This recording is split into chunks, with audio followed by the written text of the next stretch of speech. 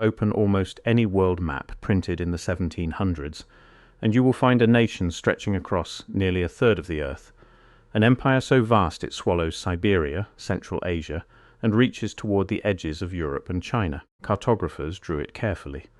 Encyclopedias described it. Kings and merchants traded with it. Its name was Tartaria. And then, sometime in the last 2 centuries, it vanished, not just from the land, but from the story of the world, quietly deleted from the textbooks, until almost no one alive today has even heard the name. How does an empire that filled the largest maps ever drawn simply disappear from history? Why do grand, near-identical buildings stand in cities on every continent, cities that supposedly never knew one another? And why do so many of them look far older and far more advanced than the people who claim to have built them? Official history has an answer. It says Tartaria was never a single empire at all, only a lazy European word for a wild and unknown region. But the deeper you look, the less that explanation seems to cover. So let us look carefully at the empire that history tried to erase. First, the version we are given, because it deserves a fair hearing. Mainstream historians say the word Tartary, or Tartaria, was simply an old European catch-all name for the enormous, poorly mapped expanse of Central and North Asia, the lands of the nomadic peoples that Europeans lumped together and called Tartars. The name itself has real roots. It grew out of medieval encounters with the Mongol armies of Genghis Khan and his successors, whose horsemen swept out of the steppe in the 13th century, and briefly stitched together the largest contiguous land empire the world has ever known. European chroniclers, half terrified and half fascinated, folded the Mongols and the many Turkic and Tatar peoples living across that same vast steppe into a single loose word, Tartary, partly out of genuine confusion, and partly, some historians suggest, as an uneasy pun on Tartarus, the underworld of Greek myth, a land so distant and fearsome it might as well have been hell itself. In this telling there was no unified Tartarian government, no single flag, no shared civilization stretching from Moscow to the Pacific. It was a geographic label, nothing more, the way we might once have vaguely said the Orient or the East. Over time, as explorers mapped the region properly, and modern nations like Russia, Mongolia, and the Central Asian states took clear political shape through the 18th and 19th centuries, the vague old word Tartary fell out of use, the way countless outdated place names have faded before it, the way Bohemia and Prussia, and 100 other names on old maps no longer appear on new ones without anyone accusing history of a cover-up. To a mainstream historian there is no mystery here at all, only the ordinary evolution of maps and language, the residue of an age when Europeans knew the shape of a coastline far better than they knew the peoples who lived 1,000 miles inland, and if that were the whole of it, this would be a very short story. But the people who first raised the questions were not looking at language, they were looking at buildings, and at the maps themselves, and at a strange, repeating pattern that the tidy explanation does not quite dissolve. Start with those maps, because they are more specific than a vague label should allow.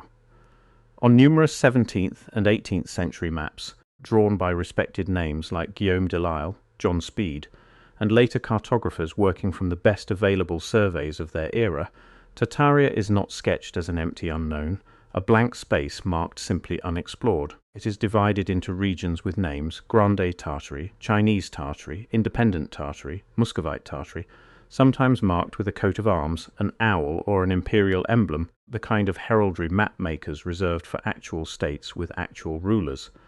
The first edition of a famous British encyclopedia, printed in the 1770s, devotes an entry to Tartary and describes it as an immense country, giving its divisions in real detail, listing khanats and provinces the way an entry on France might list its regions. That is not, the theory's proponents argue, how you write about a place that does not exist as a coherent entity. Then there is the architecture, and this is where the modern movement truly ignites. Look at the grand old buildings of the 1800s, the ornate capitol domes, the vast railway stations, the palatial exposition halls, the star-shaped fortresses. Across cities that supposedly developed in complete isolation, from Europe to America to Asia, you find the same soaring domes, the same ornamental stonework, the same impossible symmetry, as though a single architectural language had once spanned the entire globe. And these star forts, geometric, many-pointed citadels with sharp angular bastions, appear in nearly identical form on every inhabited continent, from the fortifications ringing European capitals to lonely earthworks found on the American frontier and along colonial coastlines in Asia and Africa. Why, the question goes, would peoples with no contact, separated by oceans and centuries, all independently arrive at the same rare and mathematically complex design? Proponents of the theory like to walk viewers through a kind of world tour to make this point land. The Royal Exhibition Building in Melbourne, Australia, with its vast central dome. The Michigan Central Station in Detroit, its Beaux-Arts colonnade rising over a city that, in the official telling, was still mostly forest and farmland a generation earlier. Victoria Terminus in Mumbai, an ornate Gothic Revival railway cathedral built under British colonial administration. West Baden Springs Hotel, tucked into the hills of southern Indiana, its free-span atrium dome, once the largest in the world, built, we are told, by a small resort operator in rural America, with no formal architectural school within 1,000 miles. Placed side by side, these buildings, scattered across 4 continents, and supposedly raised by entirely separate governments, workforces, and traditions, share an unmistakable visual grammar of domes, colonnades, and symmetrical grand staircases. To a skeptic, this is simply what a shared, globally taught architectural fashion looks like when it is popular at the same historical moment. To a Tartaria researcher, it looks like the fingerprints of one hand. There is a further detail that gives the movement its emotional core, the phenomenon its followers call the mud flood.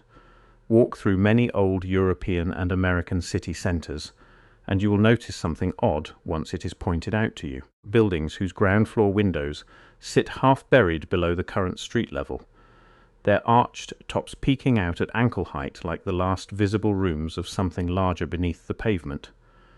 Doorways that vanish into the sidewalk, still fitted with hinges and locks, leading nowhere but packed earth.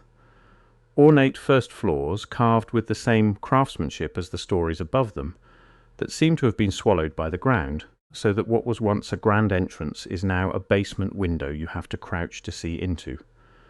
To the mud flood believer, this is physical evidence that something catastrophic, a flood of mud and silt on a continental scale, once buried the lower stories of an older, grander world, and that our recent ancestors simply dug out what they could and built on top of a civilization they inherited rather than created from nothing.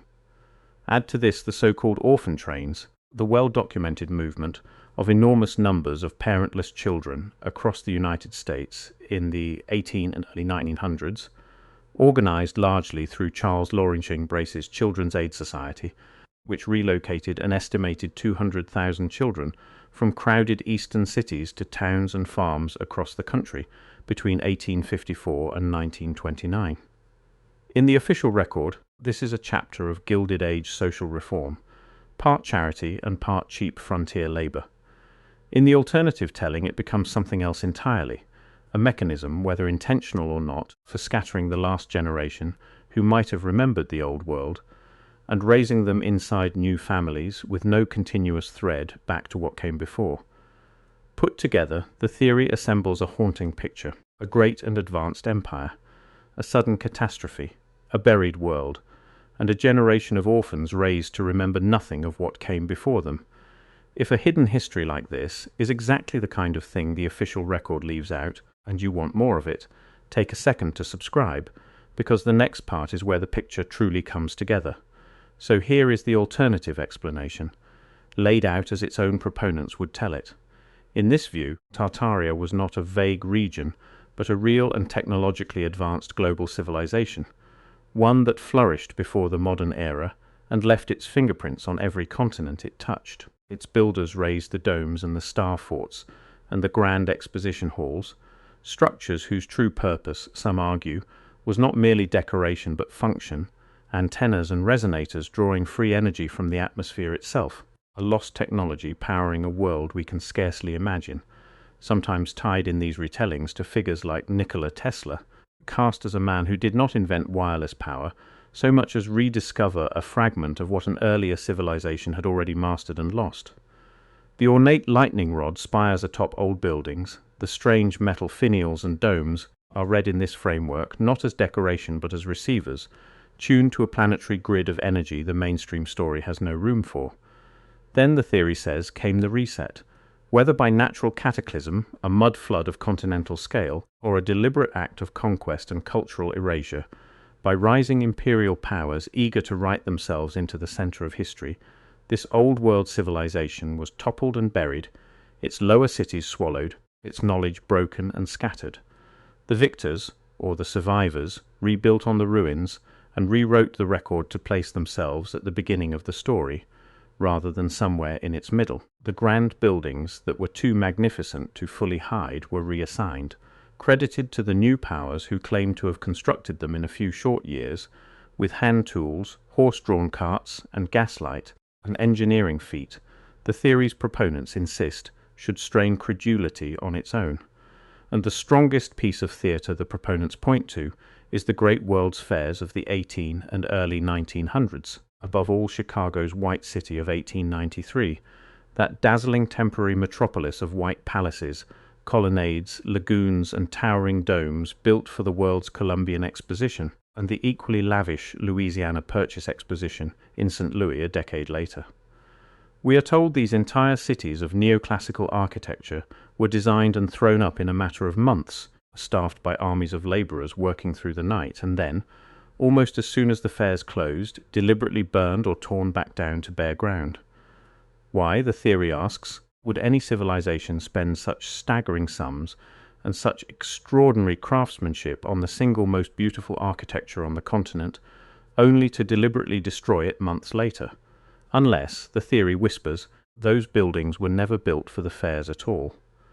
Unless they were already standing, remnants of the old Tartarian world discovered mid-construction or repurposed from earlier ruins, and the fairs themselves were simply the cover story invented to explain away structures nobody in the modern age could otherwise account for, and their demolition was the final erasure. Not an act of thrift, but an act of concealment, now the counterweight, honestly given, because the skeptics are far from silent here, and much of what they say lands hard. Historians point out, correctly, that Tartary as a unified empire has no administrative records anywhere in any archive, no shared coinage circulating from one end of it to the other, no diplomatic correspondence between a Tartarian throne and the courts of Europe or Asia, none of the mountain of paperwork a real global government inevitably leaves behind, the way we have tax rolls and treaties and royal decrees from every genuine empire history has ever produced. The heraldry on old maps, they argue, was decorative convention, the standard cartographic habit of dressing up a region with a coat of arms, whether or not it had a single ruler, not proof of statehood. The repeating architecture has a mundane explanation with its own well-documented paper trail, the neoclassical and Beaux-Arts revival movements that swept the trained architectural elite of Europe and America through the 18th and 19th centuries, a deliberate, widely taught, widely published effort by architects trained in Paris to imitate Greek and Roman forms, which is precisely why Capitol buildings, train stations, and museum halls the world over resemble one another, because their designers studied from the same textbooks and the same Parisian ateliers, not because they descended from a shared lost empire. Star forts historians and military historians alike note are not mystical at all, but a rational, thoroughly documented response to the invention of gunpowder cannon, angled bastion walls that deflect and redirect cannonballs rather than absorbing their full force head-on, a defensive geometry pioneered by Italian and later French engineers like Vauban, and then engineered independently, or copied through published military manuals, wherever gunpowder warfare was waged, from the Netherlands to colonial America to the Mughal frontier. The buried ground floors have documented causes too, and they vary by city. Some cities, like Chicago after its Great Fire, literally raised their entire street grade by several feet using jacks and filled dirt, a famous and photographed engineering project, leaving old ground floors below the new street level by design. Other buildings simply settled into soft or reclaimed ground over a century of freeze and thaw, their foundations sinking unevenly the way any structure built on wetland or river silt eventually will. And the temporary fair buildings really were plaster and timber, specifically a material called staff, a mixture of plaster of Paris, cement and fibre, cheap, fast to cast into elaborate ornamental moulds, and deliberately not built to last, with construction photographs, wooden scaffolding, and the names of the architectural firms who designed them still sitting in public archives for anyone to examine. These are strong rebuttals, and an honest investigation has to sit with them rather than wave them away. And yet the questions do not fully close, at least not for everyone who has looked closely. The official record still struggles to fully explain why mud-flood-style half-buried architecture shows up with such visual consistency in cities that had no reason to coordinate with one another. It still leaves some viewers uneasy about how much genuinely extraordinary architecture was raised in official timelines that feel, at a gut level, almost too fast to believe, even when the paperwork checks out. And it cannot quite answer, in a way that satisfies everyone, why an entire, once common name for a third of the world's landmass could fade so completely from popular memory in only a handful of generations, surviving now mostly as a curiosity on second-hand maps in university map rooms and rare book collections, rather than as a living piece of the story we tell about the past. And that is the strange and stubborn power of the Tartaria question. It sits in the uncomfortable space where documented fact and disputed interpretation refuse to fully separate. The maps are real. You can hold them, or high-resolution scans of them, in your hands in the archives of the Library of Congress and the British Library, and a dozen other institutions that have never hidden them from anyone who asked. The encyclopedia entry is real. The buried ground floors are real, whatever their cause turns out to be in any particular city. The near-identical grand architecture is real, quite possibly standing in your own nearest downtown right now, waiting for you to look up at its cornices with new eyes. What is disputed, what remains genuinely open, is the story that ties all of these real verifiable pieces together into a single narrative. Was there truly a single advanced empire spanning the old world, erased by cataclysm and cover-up, and quietly written out of the encyclopedias that once described it? Or are we simply pattern-seeking creatures, doing what human minds have always done, stitching a romantic and comforting myth out of coincidences that each, taken alone, have a dull, separate, well-documented explanation? Perhaps the truth is exactly what mainstream historians say, that Tartary was a fading old word for a hazy and poorly understood region, retired the way so many old names have been retired, without any hidden hand behind it.